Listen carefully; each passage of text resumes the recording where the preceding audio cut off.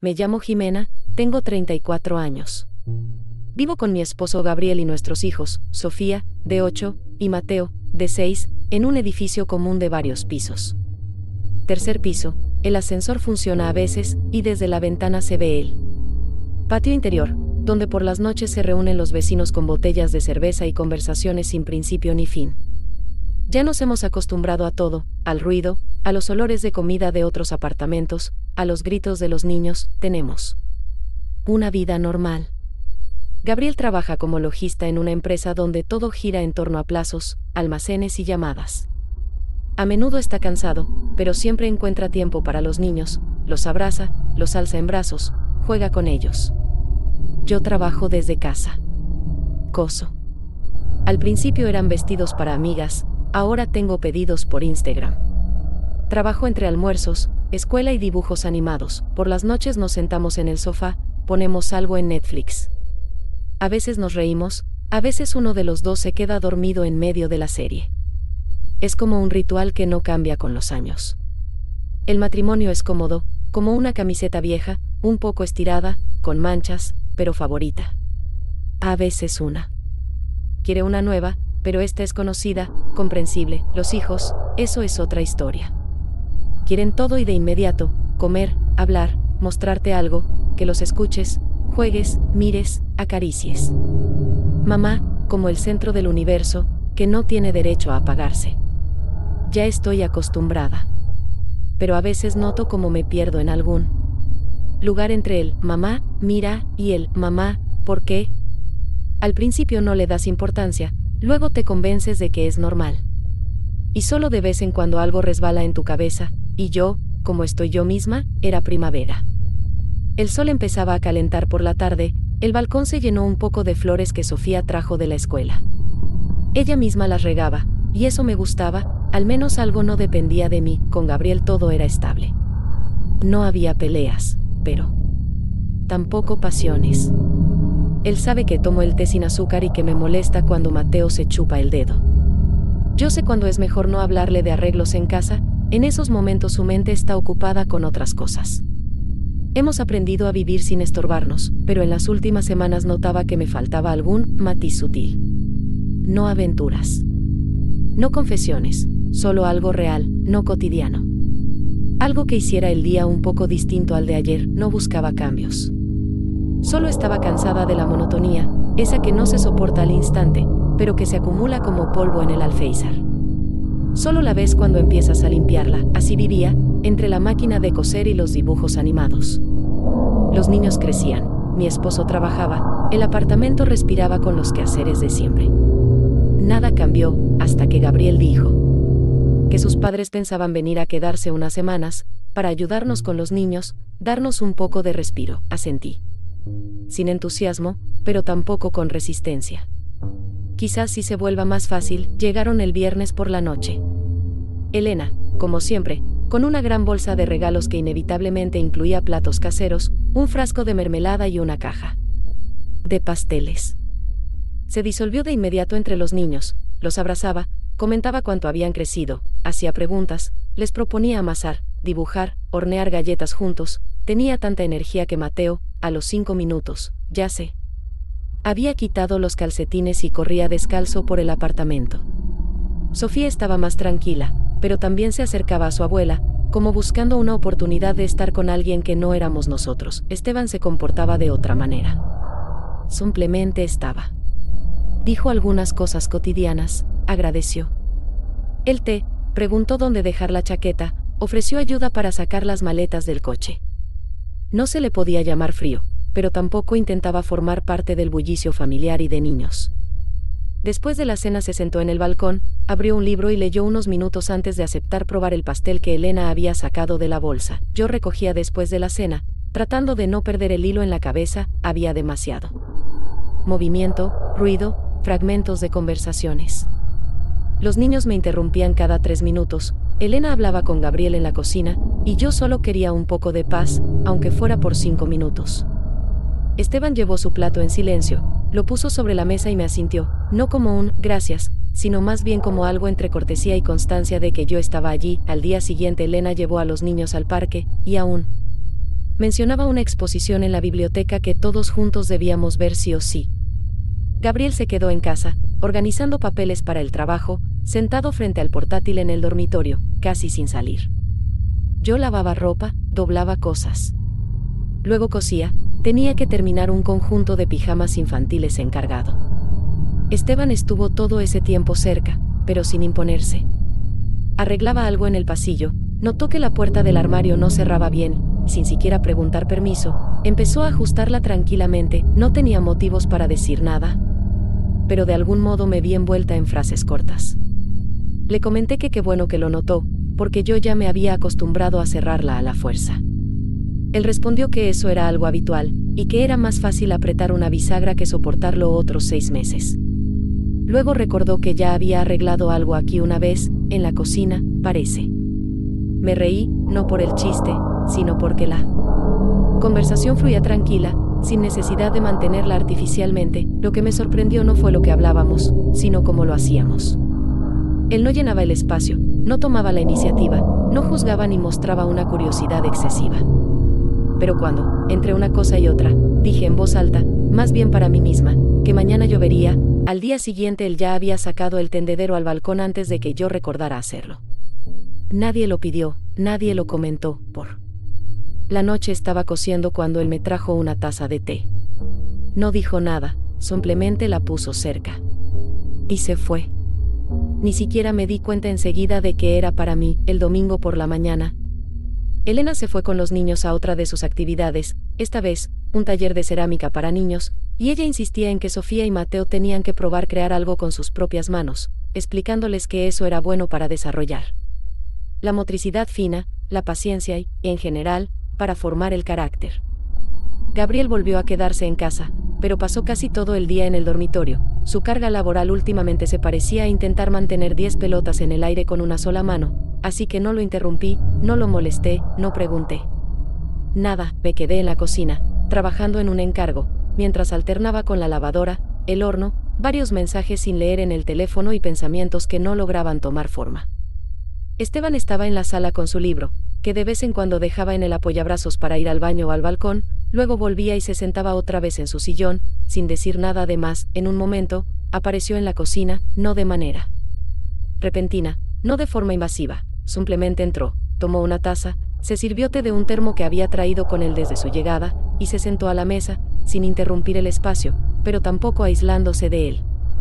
Yo decía algo, más bien para mí misma, sobre el precio de la carne, que había vuelto a subir, sobre cómo los niños crecen más rápido de lo que logro renovarles la ropa, y sobre que el aire acondicionado del edificio probablemente sea lo único que me mantiene cuerda en verano. Él no interrumpía ni añadía nada innecesario, pero respondía justo lo suficiente como para que sintiera que me escuchaban, no por cortesía, no por deber, sino simplemente porque yo existía. Y mis palabras tenían valor, incluso si hablaban de pequeñeces. No mostraba ningún interés típico de esas conversaciones que suelen volverse personales, pero recordaba que mencioné que a Mateo se le cayó su primer diente y que no me gusta secar la ropa dentro del cuarto. El tiempo pasaba parejo.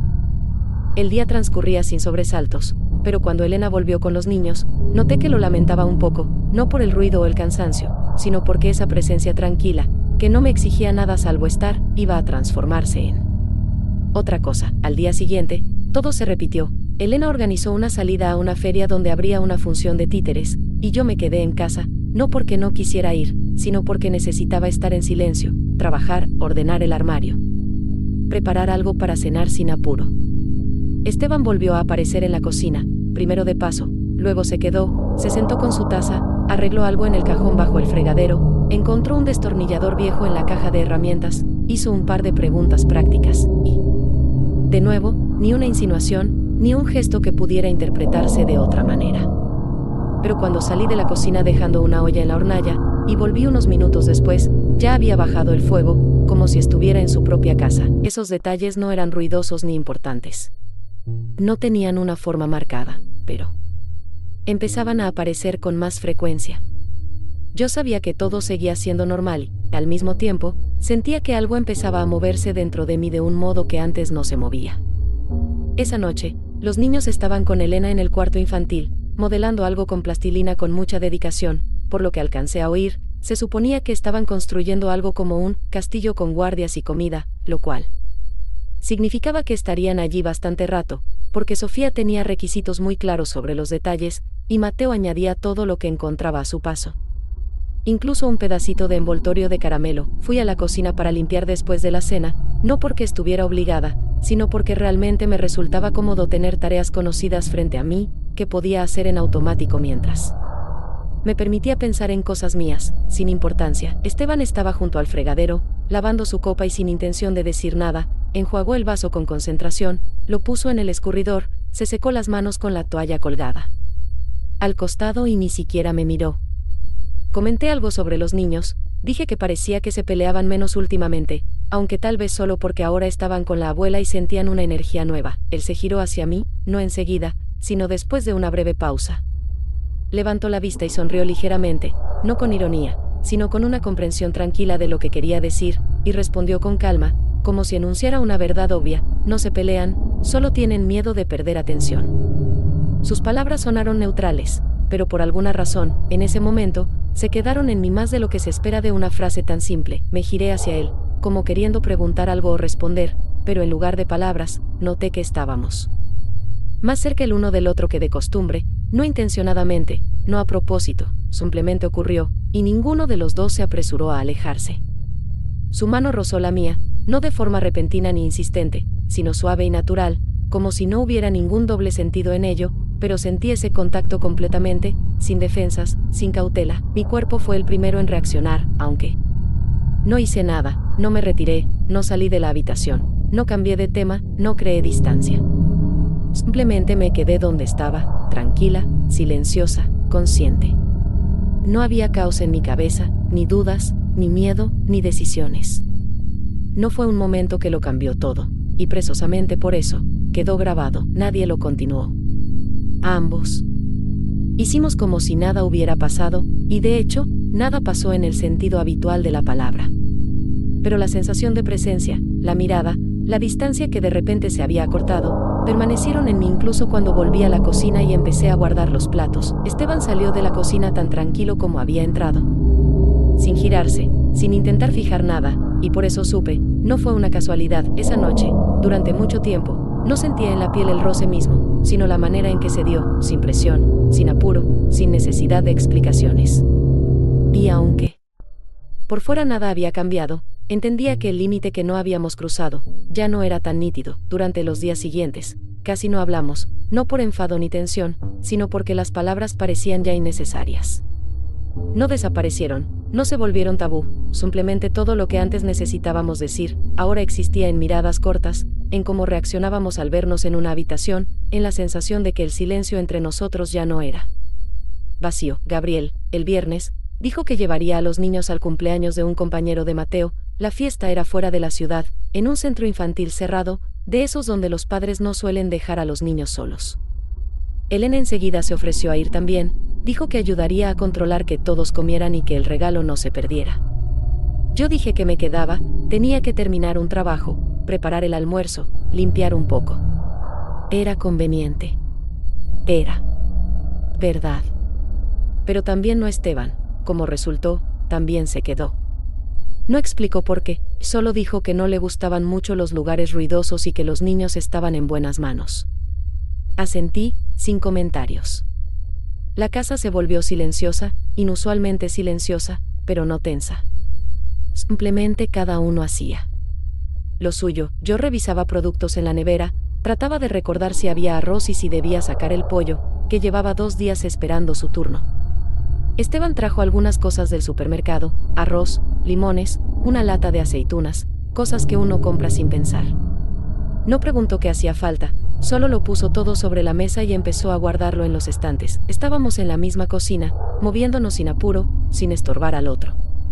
Yo picaba cebolla, él hacía algo cerca, a veces miraba en mi dirección, no para buscar mi mirada, sino simplemente para ver cómo lo hacía. Cuando me agaché para sacar la sartén del estante inferior y luego levanté la vista, nuestras miradas se cruzaron.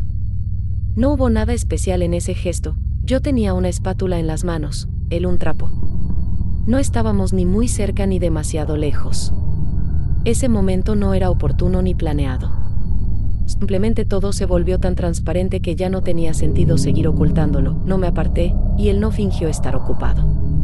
En esa mirada no había petición, ni confesión, ni insinuación.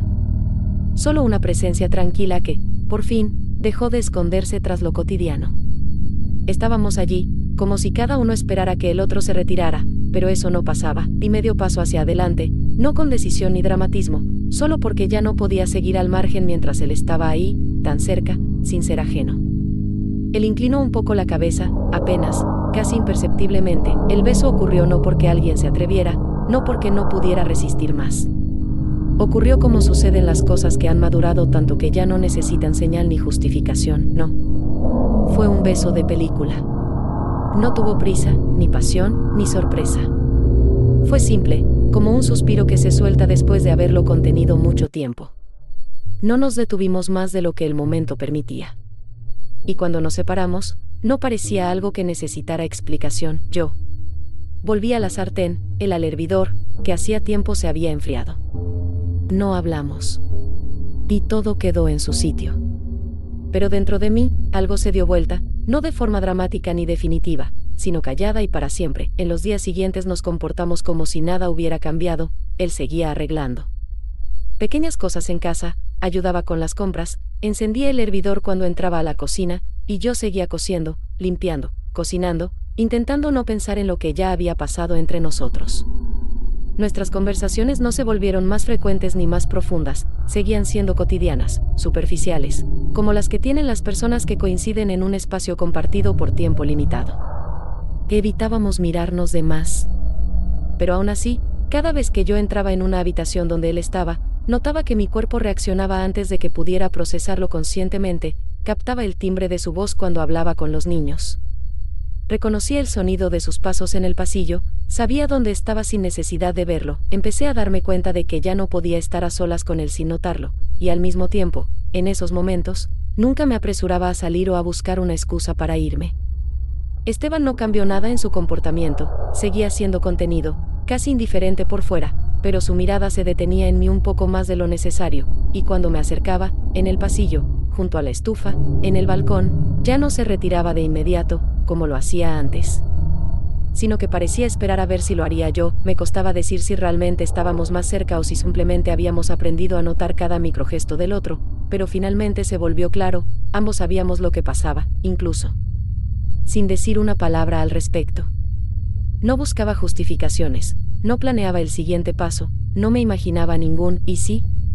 Pero cada vez que pasaba cerca de él y no me tocaba, sentía un vacío que antes no existía. Gabriel estaba más concentrado que nunca en su trabajo, casi todas las noches se dormía con el portátil en las rodillas, y notaba que nuestras conversaciones se habían reducido a frases funcionales: ¿qué comprar?, ¿cuándo ir a la reunión del colegio?, ¿dónde está el cargador?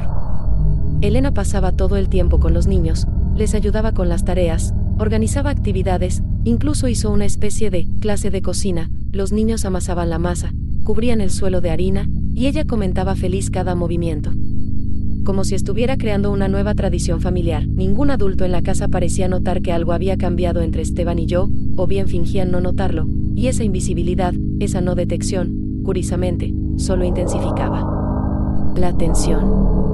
A veces notaba como su mirada buscaba la mía durante la cena, cuando todos estaban sentados hablando de cosas de los niños, y esa fracción de segundo bastaba para que ya no pudiera mirar a Gabriel sin pensar en que él no veía nada. En algún momento me di cuenta de que había dejado de ser solo esposa, madre, ama de casa, volvía a ser una mujer en una situación sin salida simple, porque ya no era solo externa.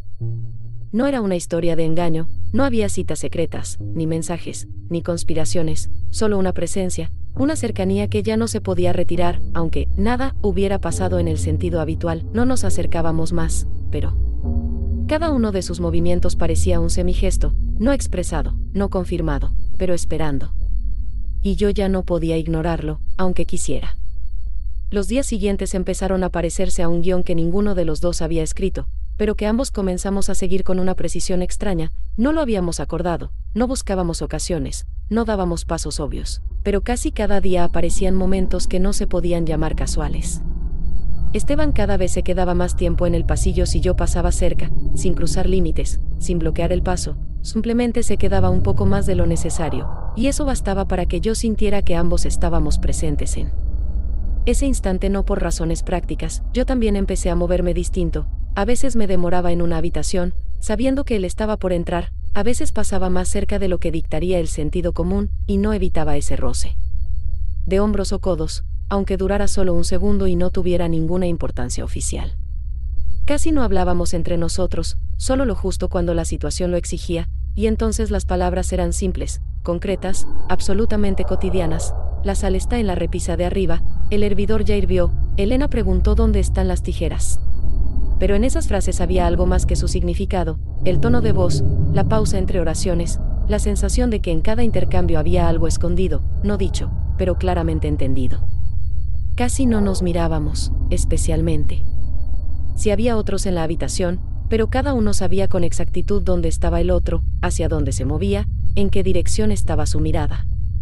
Aprendí a sentir su presencia incluso cuando estaba en silencio con un libro o arreglando algo en la sala. No necesitaba verlo para saberlo. Él no decía nada, no daba un solo paso que pudiera interpretarse claramente, no buscaba excusas para tocarme ni sostenía mi mirada, pero esa contención solo hacía que la tensión entre nosotros creciera más, y en mí surgía una nueva forma de ansiedad, una que no conocía antes, cuando la vida era clara y predecible.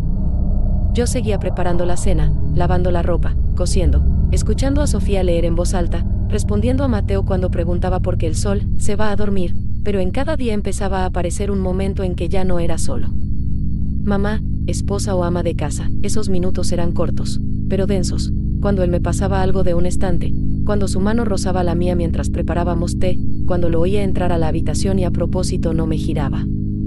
Y cada vez me sorprendía pensando que esperaba ese instante, aunque me reprochara a mí misma justo después, aunque me prometiera no provocarlo de nuevo, quería convencerme de que era algo pasajero, algo que se iría en cuanto se fueran. En cuanto cambiara la rutina, pero veía cuán profundamente ya estaba dentro de mí, no como pasión, no como enamoramiento, sino como una necesidad interior de ser vista, no como madre, no como la esposa de Gabriel, sino como mujer, que existe fuera de los roles. Seguía volviendo a la habitación matrimonial, acostaba a los niños, respondía mensajes de amigas e incluso bromeaba con Elena sobre lo rápido que había pasado la semana, pero al mismo tiempo, cada vez que Esteban entraba a una habitación, yo enderezaba la espalda y dejaba de respirar por un instante, y cuando salía, volvía a mis tareas con un alivio extraño, mezclado con decepción. No hablábamos de nada, ni en susurros, ni con miradas, ni con insinuaciones, pero el silencio entre nosotros había adquirido una forma totalmente distinta, no ocultaba,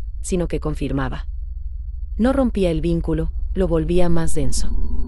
Y por eso todo se volvía más difícil, porque seguíamos viviendo en una casa donde los niños corrían, se preparaba la cena, sonaba el teléfono, y entre todo eso, como a través de capas, ya pasaba algo que no se podía nombrar, pero tampoco se podía dejar de sentir. El sábado por la mañana todo fue como siempre, los niños se despertaron antes de las 8, empezaron a buscar algo entretenido en la habitación, hurgaban entre cajas, hojeaban libros, pedían que les pusieran dibujos animados, y luego recordaron de repente las figuras de plastilina que no habían terminado 2 días antes. Todo el alboroto se trasladó poco a poco al cuarto infantil, que en 10 minutos ya parecía demasiado lleno para ser tan temprano. Elena, que solía levantarse más tarde, esa vez se unió casi enseguida, trajo fruta, empezó a inventar cosas. Con ellos, reía, les contaba un juego que solían jugar de niños con Gabriel. Yo estaba en el dormitorio, intentando ordenar el armario, que otra vez se había convertido en un cúmulo accidental de todo, bufandas de invierno, bolsas con ropa para donar, juguetes perdidos. Esteban entró en la habitación, dijo algo completamente cotidiano, algo sobre que el reloj del pasillo se había parado, que habría que cambiarle la pila, y se acercó para mostrar cómo se abría la tapa trasera, porque según él, ese modelo solía romperse si se presionaba mal. Yo estaba parada junto al cajonero, con un suéter en las manos, pero ni siquiera recuerdo qué prenda era, porque toda mi atención se centró no en el armario ni en el reloj. Hablábamos en voz baja, él señalaba algo con el dedo, y luego simplemente me abrazó, no con fuerza, no de manera demostrativa, sino como si estuviéramos demasiado cerca y ninguno quisiera romper esa cercanía. En ese momento, Sofía entró en la habitación, sin previo aviso, sin hacer ruido, simplemente abrió la puerta como siempre hace cuando algo le parece urgente. Esta vez quería mostrar su pez de plastilina.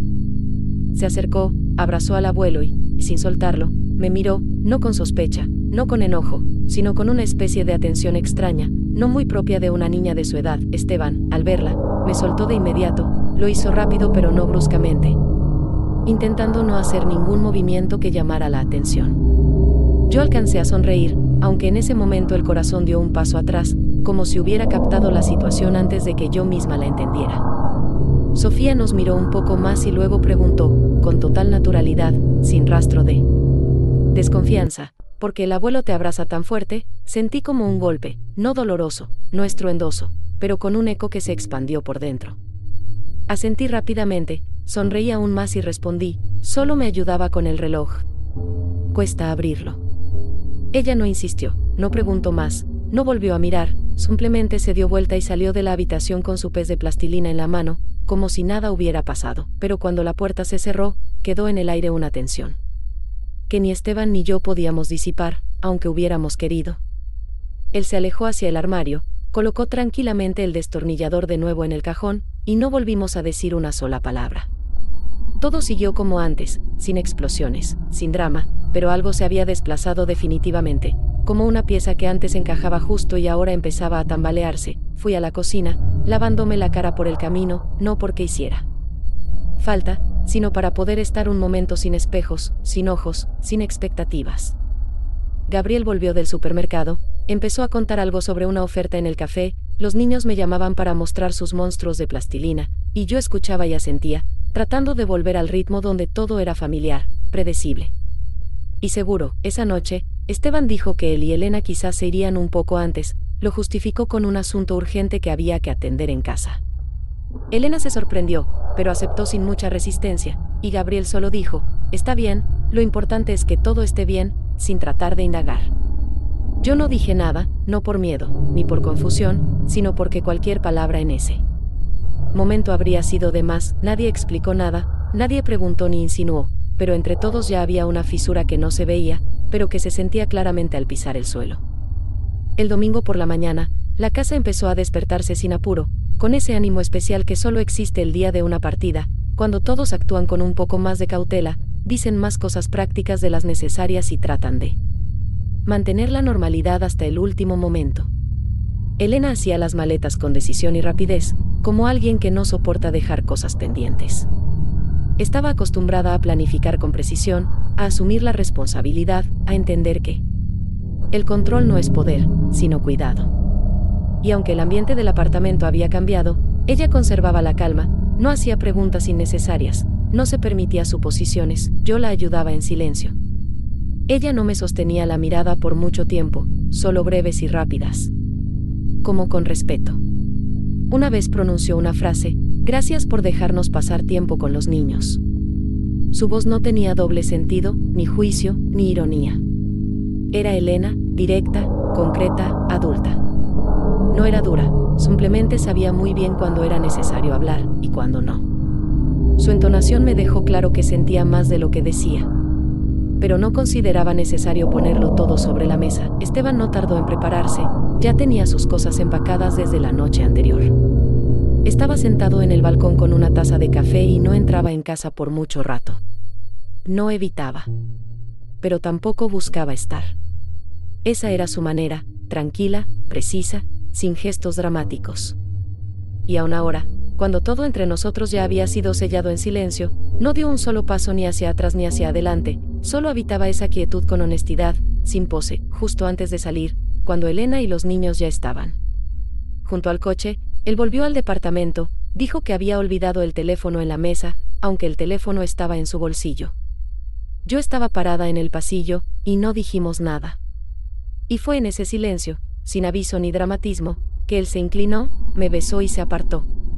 Sin detalles, sin pausa, sin promesas.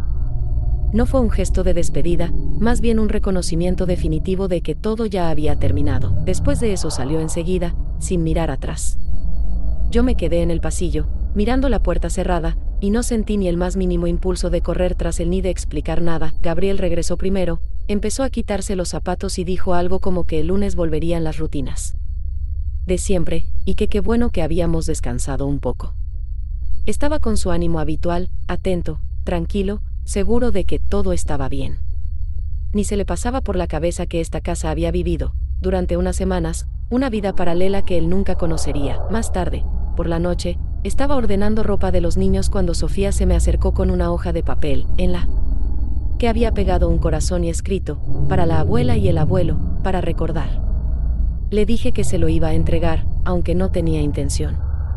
Ella asintió y, ya caminando hacia su cama, soltó una frase: «¿Estás como triste?» «Es por la abuela y el abuelo», no respondí, no por temor ni confusión, sino porque en ese momento cualquier palabra también habría estado de más. Solo. Me incliné, la besé en la coronilla y guardé la hoja en el cajón. Esa noche me dormí rápido por primera vez en mucho tiempo. No porque fuera más fácil, sino porque ya no había nada que tuviera que seguir conteniendo por dentro. En los primeros días tras su partida, el apartamento se volvió más silencioso, pero ese silencio no traía el alivio esperado, era denso, parecido al vacío que queda después de una fiesta ruidosa, cuando ya todo está limpio, pero el aire aún conserva los ecos de voces ajenas, movimientos, pensamientos. Me levantaba por la mañana, preparaba el desayuno, trenzaba el pelo de Sofía, ayudaba a Mateo con la mochila, hablaba con Gabriel sobre temas de trabajo, a dónde ir el sábado, qué comprar para la cena, pero todas esas acciones se sentían como si me estuviera viendo desde fuera, sin reconocer ni mi voz, ni mis entonaciones, ni la lógica de unos rituales que antes eran naturales. Gabriel empezó a notar que a menudo me quedaba callada a mitad de una conversación, que no respondía. Enseguida cuando me hablaban, que reaccionaba más lento a cosas domésticas que antes resolvía automáticamente. Varias veces me preguntó si estaba enferma, si todo estaba bien, si algo me preocupaba, y cada vez yo respondía que solo estaba cansada, porque era la explicación más cómoda, una que no exigía asumir nada. Él me creía, porque no tenía motivos para no hacerlo, todo lo demás seguía igual, yo estaba presente, hacía, respondía, no lo alejaba. Los niños seguían como siempre, Mateo pedía agua a las 3 de la madrugada. Sofía insistía en que le leyera antes de dormir, veíamos dibujos animados juntos, pintábamos, buscábamos calcetines perdidos, hacíamos gofres los domingos. Pero incluso en esos detalles del día a día empecé a notar que algo dentro de mí ya no se movía igual, no rápido, no doloroso, pero perceptible. Me volví más atenta a mis propias reacciones, empecé a notar cuán seguido pensaba no en lo que pasaba ahora, sino en lo que ya había pasado y no podía repetirse. Cuando me quedaba sola en casa, intentaba llenar el espacio con acciones. Cosiendo, limpiando el suelo, ordenando cosas, planificando la cena, pero en cada movimiento había una pausa, como si una parte de mí siguiera en estado de espera, aunque sabía bien que ya no había nada que esperar. A veces me detenía en medio del pasillo, como olvidando a dónde iba, y no lograba volver de inmediato a la realidad, porque me faltaba ese ancla interna que mantuviera mis pensamientos en el presente. Todo en el apartamento volvió a funcionar. Como antes, las mismas paredes, los mismos sonidos, las mismas noches con series y mantas tibias, pero yo ya no era la misma. No me torturaba la culpa en el sentido directo, no me sentía traidora, no veía en lo que ocurrió algo malo o imperdonable, porque no fue un juego ni una traición, fue una comprensión, profunda, callada, sin dramatismo, de quien soy fuera de mis roles. Una noche, mientras acostaba a los niños, Sofía se me acercó y dijo, muy simple, sin emoción exagerada, pero con una claridad que me atravesó, sé que estás triste, pero igual sos la mejor mamá. No sé de dónde lo sacó, tal vez de aquella escena matutina, tal vez simplemente sintió en mí algo cambiado, distinto de lo habitual, pero sus palabras me quitaron la capacidad de reaccionar. No le respondí nada, no la abracé de inmediato, no la besé en la frente como todas las noches. Solo la tomé por los hombros y la sostuve largo rato, en silencio, como si a través de ese contacto quisiera decirle todo lo que no podía poner en palabras. Después de esa noche, empecé a dormir un poco más profundamente, no porque fuera más fácil, sino porque entendí que la mayoría de las cosas ya no necesitaban explicación. Todo lo que debía pasar, ya había ocurrido, y ahora solo me quedaba no retroceder el tiempo, no huir de mí, no inventar nuevas razones para dudar, sino aprender a estar en este estado sin resistencia interior. No me hacía preguntas a las que no quería responder, ni buscaba un futuro que no existía. Solo vivía estos días, hasta que esta nueva sensación de mí misma se afianzara lo suficiente como para no tambalearse con las primeras olas de la realidad. Pasó poco más de una semana hasta que la casa recuperó por completo su ritmo habitual. Gabriel volvió a quedarse un poco más en el trabajo, los niños retomaron su rutina entre la escuela y las tareas, y yo me sumergí de lleno en los Nuevos pedidos que se habían acumulado después de una pequeña pausa. Incluso empecé a planear el lanzamiento de una nueva línea de vestidos infantiles que me había prometido muchas veces, pero que siempre posponía por cansancio, falta de tiempo o inseguridad. Nuestras noches con Gabriel se volvieron un poco más cálidas, no por algún esfuerzo especial, ni porque habláramos de temas profundos o de emociones que no tocábamos hace tiempo, sino más bien porque dejé de esperar de esas noches algo más de lo que podían dar, y con eso desapareció la irritación interna, disminuyó la tensión. Y hasta un roce breve en la rodilla, sentados juntos, volvió a sentirse como un gesto de cercanía y no como un acto mecánico. Ya no intentaba volver al estado en el que estaba antes de todo lo que pasó, entendía que regresar por completo era imposible.